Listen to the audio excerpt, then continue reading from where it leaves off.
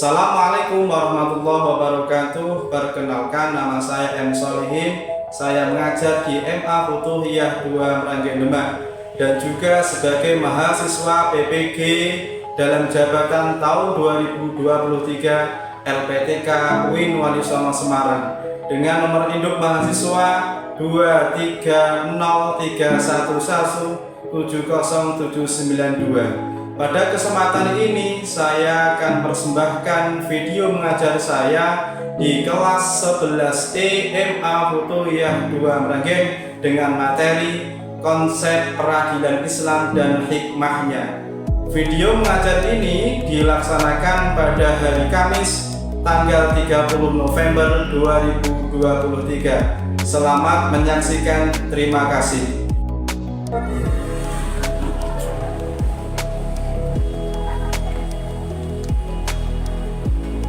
Assalamualaikum warahmatullahi wabarakatuh. Waalaikumsalam warahmatullahi wabarakatuh. Sehat semua hari ini? Pagi yang cerah ini, anak-anak kelas 11E yang senantiasa dirahmati Allah Subhanahu wa taala. Sebelum pembelajaran kita dimulai, kita berdoa semoga dalam pembelajaran kita hari ini sampai akhir diberikan ilmu yang manfaat dan barokah. Berdoa mulai. Bismillahirrahmanirrahim. Qul billahi rabbil islami dinan wa bi Muhammadin nabiyyan wa rasulah. Rabbi zidni ilma. Alhamdu wal minnatu wasyarru ala kulli hal. Amin. Untuk hari ini masuk semua. Hadir semua. Saya absen dulu. Perhatikan semua.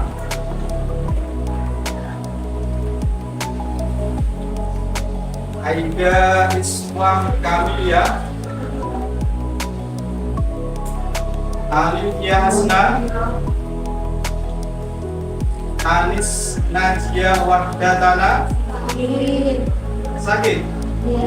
Doakan semoga seperti itu. Arina Manasigana, Wafin Kamila. Anak-anakku kelas 11E yang kami banggakan pada kesempatan yang berbahagia ini, sebelum pembelajaran kita dimulai, karena hari ini kita akan bahas tentang peradilan Islam. Perlu kalian ketahui bahwasanya setiap perbuatan pasti akan ada dampaknya. Apakah perbuatan itu baik dan buruk? Kalau perbuatan itu baik, pasti akan ada pahalanya dari Allah.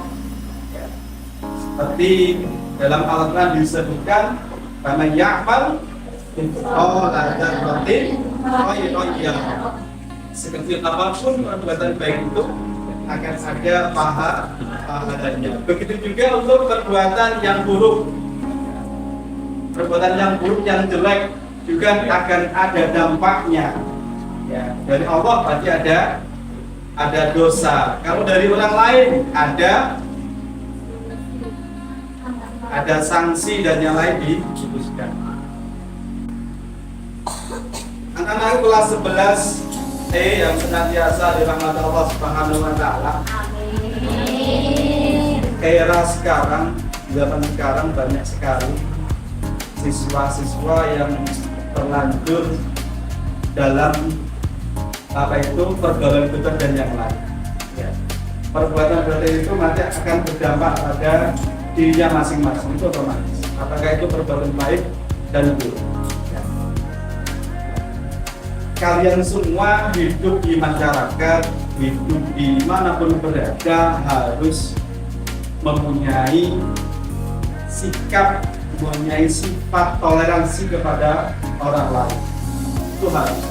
Dalam perbedaan apapun, apalagi perbedaan agama, adanya itu harus jangan sampai kalian malah membenci dan yang lain. Karena apa? Kita hidup di negara Kesatuan Republik Indonesia, Bhinneka Tunggal Ika. Dan juga saya harapkan kalian dalam hidup bermasyarakat itu jangan sampai ya menjadi orang yang melanggar tatanan Indonesia, dalam artian ini melanggar UUD 45, melanggar Pancasila dan yang lain.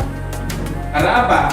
Kira sekarang itu banyak sekali siswa-siswa yang terjerumus ke dalam apa itu istilahnya aliran-aliran yang tidak baik, yang melanggar, tidak sesuai dengan yang kita pelajari di madrasah ini.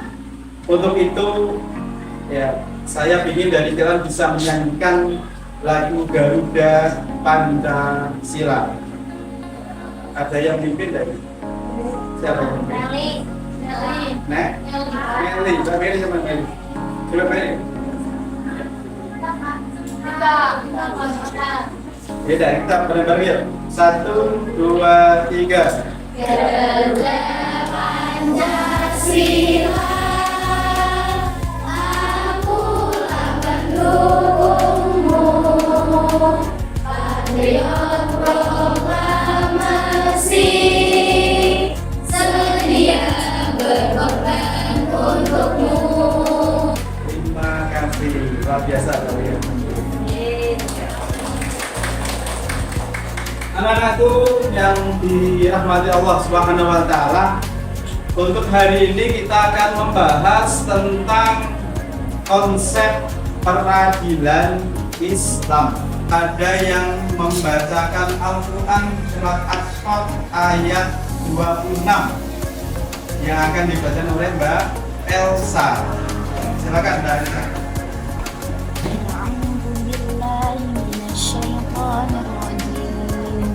Bismillahirrahmanirrahim. Ya Dawud, inna ja'alnaka khalifatan fil ardi fahkum bainan nas bil haqqi wa la tattabi'il hawa fayudillaka 'an sabilillah. Innal ladzina yadilluna 'an sabilillah lahum 'adzabun syadidun bima nasu yaumal hisab. Dari kalian sudah pernah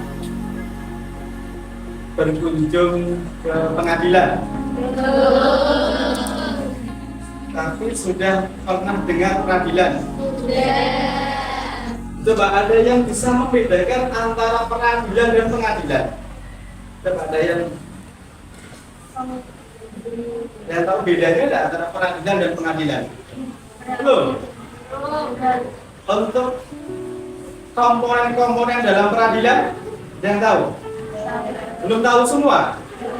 Oke ya. Jadi hari ini kita belajar tentang peradilan Islam ya. Semangat ini.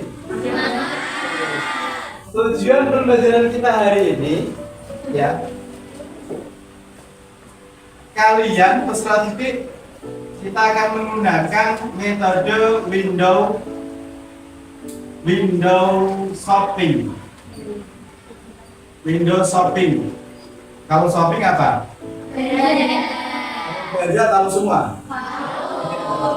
Window shopping. Dengan window shopping ini kalian tahu tentang konsep peradilan dan hikmah. Ya. Jadi dengan ini nanti kamu tahu konsep peradilan dan hikmahnya. Setelah kita belajar tentang ini, tujuan belajarnya nanti diharapkan kalian ya bisa mengetahui komponen-komponen dalam peradilan dan kamu tahu semua. Untuk itu ya perlu diketahui bahwasannya peradilan itu adalah lembaga negara, ya, lembaga pemerintah. Pemerintahnya ditunjuk untuk apa? Ditunjuk untuk memutuskan, menyempurnakan, ya, dalam pengadilan atau memutuskan masalah orang, ya. Itu disebut dengan peradilan. Kalau pengadilan itu adalah tempatnya, tempat untuk memutuskan perkara, itu pengadilan. Kalau orang yang mengadili adalah hakim, itu yang mengadili, ya, dan mengadili. Hari ini kita belajar peradilan Islam, itu beda dengan peradilan agama. Diperhatikan. Peradilan Islam dan peradilan agama itu beda. Kalau peradilan Islam itu tatanannya berarti urut. Jadi kalau seorang hakim itu harus syarat-syaratnya harus Islam, akil balik, laki-laki, bisa bahasa Arab, tahu Al-Quran, hadis, usul fikih, ya. Terus apa? Sehat jasmani rohani. Itu peradilan Islam. Beda dengan peradilan agama, ya. Karena kita belajar di peradilan Islam, tidak dan agama, ya. Terus untuk itu, coba saya minta pendapatnya kalian. Peradilan Islam itu bisa diterapkan di Indonesia apa tidak? Tidak. Bisa. Dan terus untuk hakim wanita, nah menurut kalian ini apakah bisa diterapkan di Indonesia? Bisa. Kita bahasnya peradilan Islam dulu ya. Kalau peradilan agama atau peradilan umum di Indonesia itu banyak hakim-hakim yang dari wanita, ya. Itu untuk hari ini. Ya. Lebih lanjut, ini akan saya tayangkan video tentang peradilan Islam. Itu lebih perhatikan.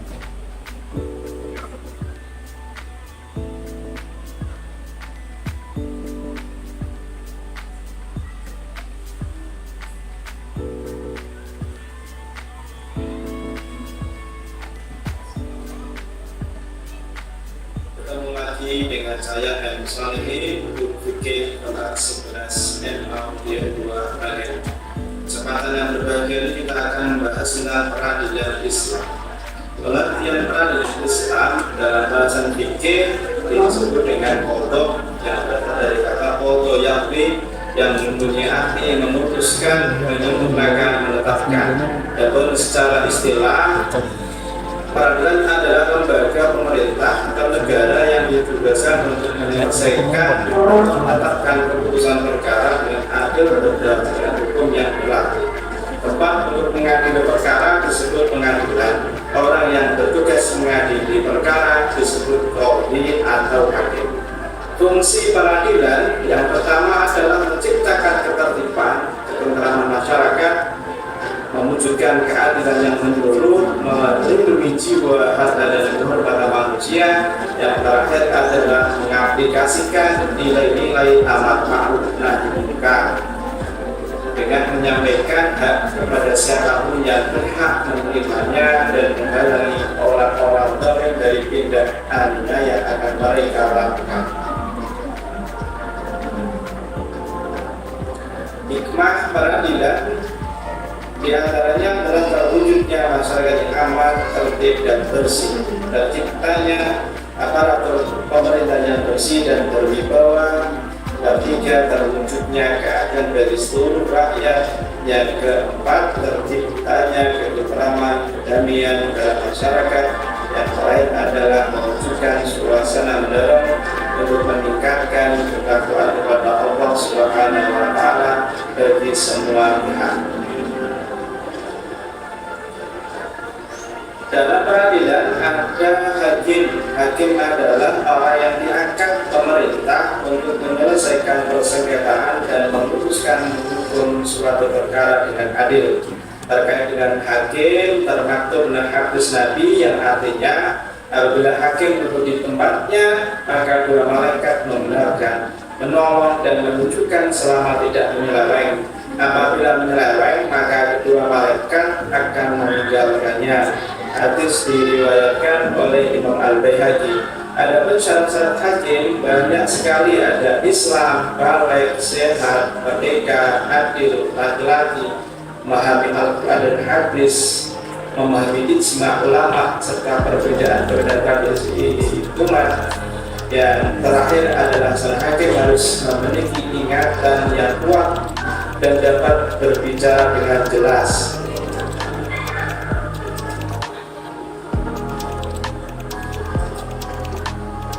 Untuk macam-macam hakim dan konsekuensinya, sesuai dengan hadis Nabi bahwasanya hakim ada dua macam, satu di surga dan dua di neraka. Hakim yang mengetahui kebenaran dan menetapkan hukum berdasarkan kebenaran, ia masuk surga. Hakim yang mengetahui kebenaran dan menetapkan hukum bertentangan dengan kebenaran, ia masuk neraka.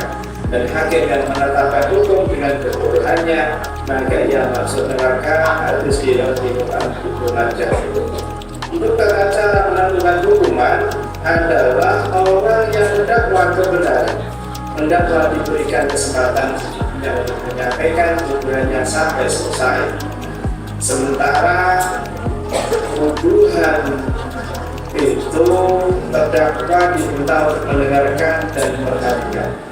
Hakim tidak boleh menjatuhkan vonis hukuman dalam beberapa keadaan: saat marah, saat lapar, kondisi fisiknya tidak stabil, sedih, saat sangat gembira, saat sakit, dan saat mengantuk, dan saat menolak keburukan dan kepadanya. Yang terakhir adalah merasakan kondisi yang sangat panas atau sangat dingin. Berarti untuk menentukan hukuman tersebut, hakim harus mempunyai kondisi yang fisiknya stabil, sehat, dan yang lain. Apakah wanita diperbolehkan untuk menjadi seorang hakim? Menurut mazhab Maliki, Syafi'i, dan Hambali tidak membolehkan pengangkatan hakim wanita, sedangkan Imam Hanafi membolehkan pengangkatan hakim wanita untuk meneruskan segala urusan kecuali urusan hak dan qisas. Bahkan Ibnu Jarir At-Tabari membolehkan pengangkatan hakim wanita untuk segala urusan hanya pria. Menurut beliau, ketika wanita dibolehkan berinfak dalam segala hal, maka ia juga mendapatkan keleluasaan untuk menjadi hakim dan memutuskan perkara apapun. Karena itu di Indonesia diperbolehkan seorang wanita menjadi hakim. Selain hakim, ada lagi saksi, yang mana saksi adalah orang yang diperbolehkan terhadap untuk memberikan keterangan yang berkaitan dengan suatu perkara, bagian hukum dan tercapainya keadilan dalam pengadilan. Syarat-syarat menjadi saksi yang pertama adalah Islam, sudah dewasa atau balik, berakal sehat, merdeka, dengan bersahaya. Yang terakhir adalah adil. Adapun saksi-saksi bisa bertokak atau ditokak. Ada kriterianya. Yang pertama itu saksi yang tidak adil. Saksi seorang susu kepada susunya, saksi seorang ayah kepada anaknya, sebaliknya saksi seorang anak kepada ayahnya. Yang terakhir adalah saksi orang yang rumah di rumah terdakwa. Dan saksi adalah lagi penggugat dan bukti. Adapun proses penggugat adalah orang yang mengajukan gugatan karena merasa digugat oleh pihak tersebut. Berikutnya adalah bukti atau bayinah, yaitu segala sesuatu yang ditunjukkan oleh penggugat untuk memperkuat kebenaran dakwaannya. Apabila ada terdakwa yang tidak hadir, apakah boleh diputuskan? Yang langkah pertama adalah terdakwa yang tidak hadir dalam persidangan harus terlebih dahulu dicari tahu sebab ketidakhadirannya. Ini seperti yang disampaikan dalam hadisnya Nabi, kasusnya Abu Sufyan yang terakhir, maka tidak akan terus saat saya mendengarkannya secara sembunyi, ya Rasulullah. Maka Rasulullah dijawab, ambillah yang mengikutimu. Hadis yang diriwayatkan oleh Imam Bukhari, Imam Muslim. Selanjutnya yaitu tergugat dan sumpah. Tergugat adalah orang yang terkena gugatan dari penggugat. Itu disebut tergugat. Tergugat bisa membela diri dengan membantah kebenaran gugatan melalui dua cara, menunjukkan bukti, dan kedua adalah sumpah. Hadis Nabi, terdakwa harus menunjukkan bukti-bukti dan terdakwa harus bersumpah. Hadis Nabi riwayat oleh Fatihah. Adapun tujuan sumpah adalah yang pertama adalah menyatakan tekad untuk melaksanakan tugas dengan sungguh-sungguh dan bertanggung jawab terhadap tugas tersebut. Yang kedua adalah membuktikan dengan sungguh-sungguh bahwa yang bersangkutan di pihak yang benar. Adapun syarat-syarat orang yang bersumpah yaitu di antaranya mukallaf. Mukallaf ini adalah orang yang sudah tertentu dari hukum, kemauan sendiri tanpa ada paksaan dari siapapun. Yang ketiga disengaja dan karena terlanjur, dan yang lain-lain. Yang keempat menggunakan lafaz sumpah seperti Allahi ta'ala billahi. Sumpah, pelanggaran sumpah ada konsekuensinya. Orang yang melanggar sumpah itu ada 3, dengan memberikan makan pokok pada 10 orang miskin, di mana orang masing-masing tersebut mendapatkan 3/4 liter. Yang kedua yaitu memberikan pakaian yang pantas pada 10 orang miskin. Yang terakhir memerdekakan hamba sahaya. Adapun hikmah peradilan yaitu adanya peradilan ini diharapkan akan tercipta keadilan yang baik, baik keadilan yang diperoleh oleh penggugat maupun tergugat. Adanya peradilan tersebut dapat terwujud suasana yang menurut dari semua pihak yang berperkara untuk meningkatkan ketakwaan kepada Allah Subhanahu wa Ta'ala.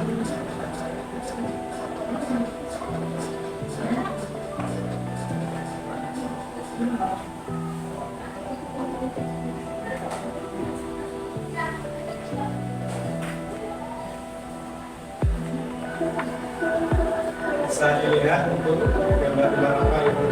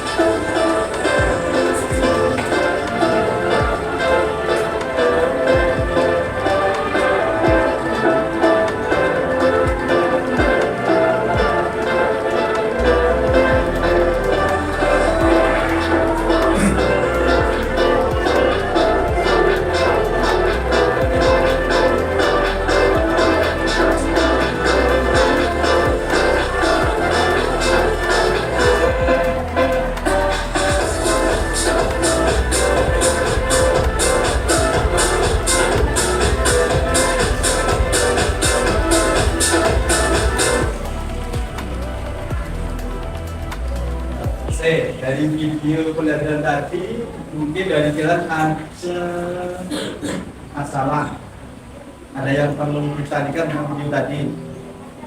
Beda? Beda? Atau mungkin nanti aja pertanyaannya. Untuk itu nanti setelah sekalian melihat video tadi, kita membentuk kelompok, ya, kelompok. Setelah itu nanti kalian ada kelompok tersebut yang bisa menggunakan HP dan yang lain untuk apa? Untuk mencari. Karena apa? Kita menggunakan metode window shopping, ya, dan menggunakan Mentimeter. Boleh dari kalian nanti ada yang menggunakan HP untuk mencari referensi biar toko kalian itu menarik. Ya. karena toko itu tidak mungkin bisa dibeli orang banyak kalau tidak menarik. Untuk itu silakan langsung membuat kelompok. Silakan.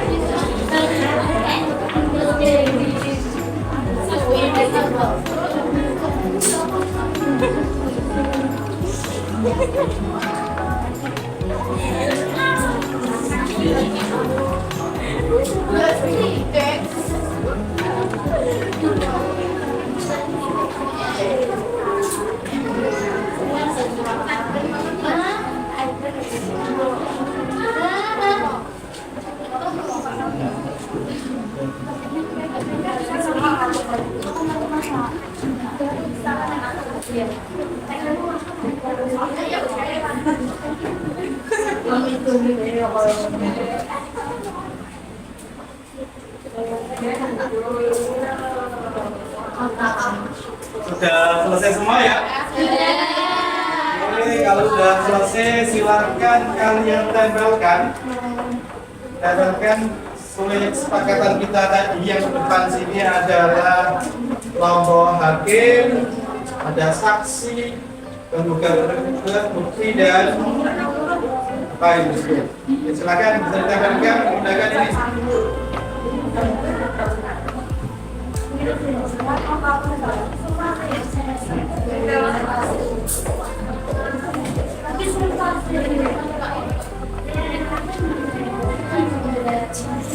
Yang sulit mungkin yang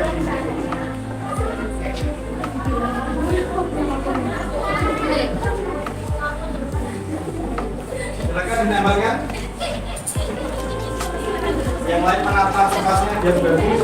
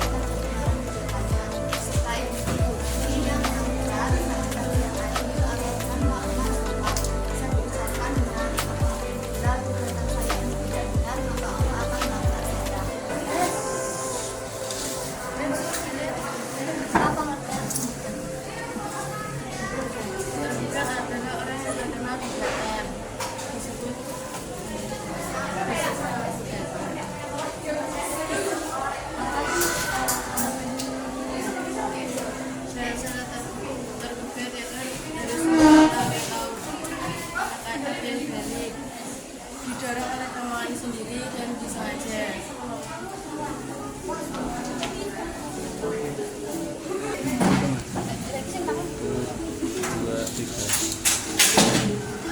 Yang saksi adalah orang yang diperlukan oleh pengadilan untuk memberikan keterangan yang berkaitan dengan suatu perkara. Saksi juga merupakan salah satu alat bukti lainnya.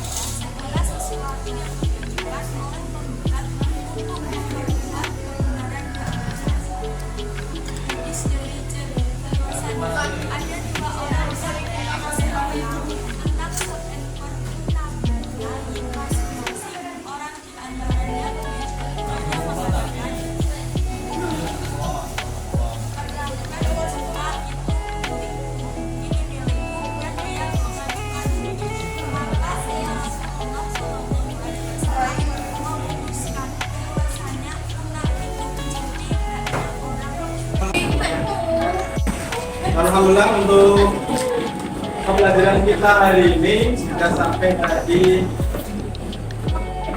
Dari kalian sudah berkunjung di toko-toko teman kalian. Untuk pembelajaran hari ini menyenangkan. Untuk itu saya ingin dari kalian nanti ada yang menyimpulkan untuk kegiatan hari ini. Ada materi apa itu? Konsep peradilan dan hikmahnya. Yang mau menyimpulkan? Tunjuk dari. Oh iya, silakan. Diri, Pak.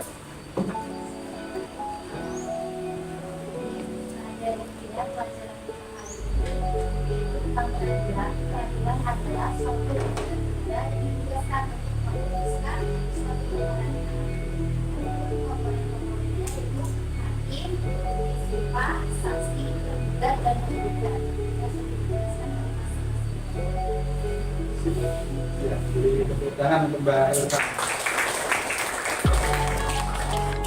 Sebelum saya akhiri mungkin ada yang belum jelas, ada yang mau ditanyakan. Apakah seorang Nama siapa? Perkenalkan, nama saya Rizky. Saya ingin bertanya, apakah seorang hakim wanita diperbolehkan di Indonesia?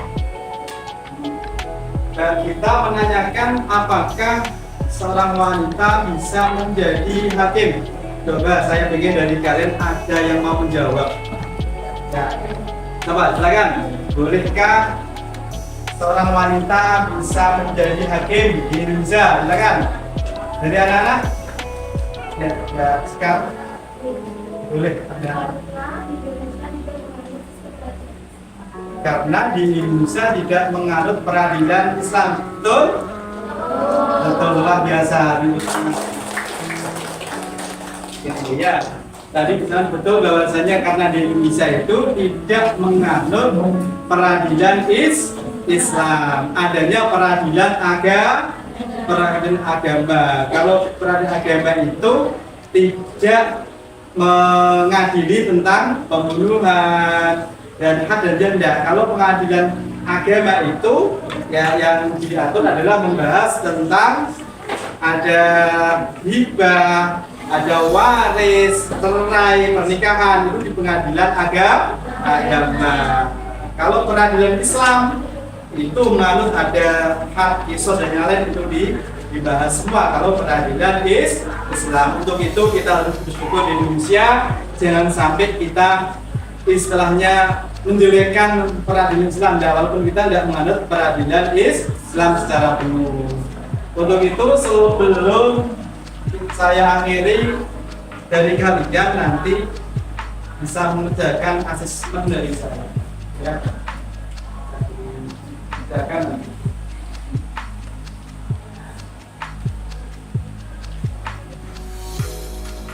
Yang sudah harus dikerjakan, dikumpulkan.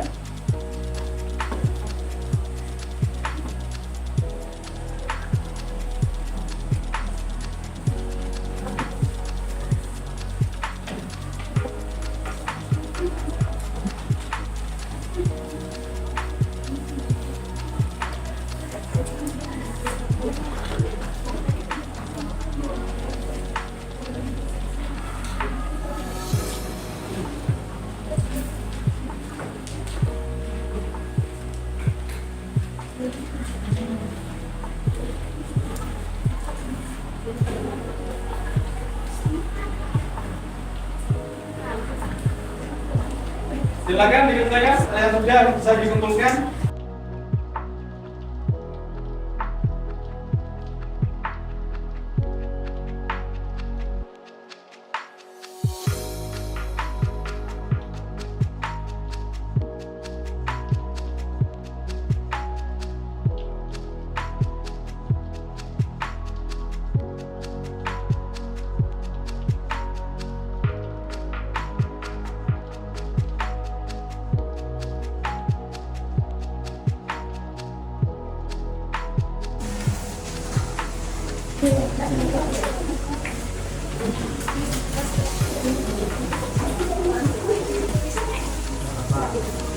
Udah semua ini berarti. Jangan sampai lupa. Masuk ini. Sudah semua? Ya. Anak-anakku yang kami banggakan, alhamdulillah untuk bulan hari ini kita selesai. Perlu kalian ketahui, minggu depan kalian sudah melaksanakan asesmen akhir semester.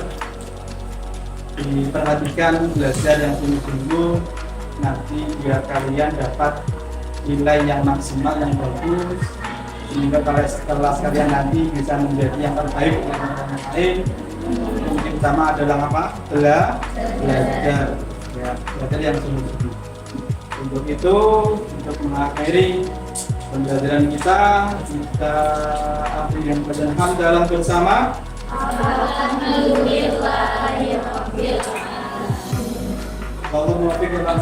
Assalamualaikum warahmatullahi wabarakatuh.